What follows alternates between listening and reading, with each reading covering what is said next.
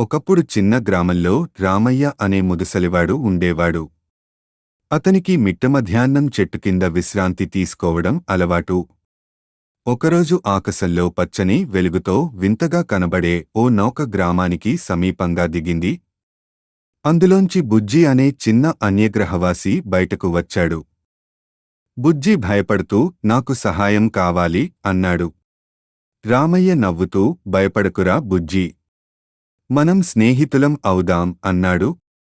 రామయ్య బుజ్జికి పాలు తాగించాడు, పల్లెటూరి కథలు చెప్పాడు. బుజ్జి తన గ్రహం గురించి చెప్పాడు. అలా రోజురోజుకీ వారి మైత్రి బలపడింది.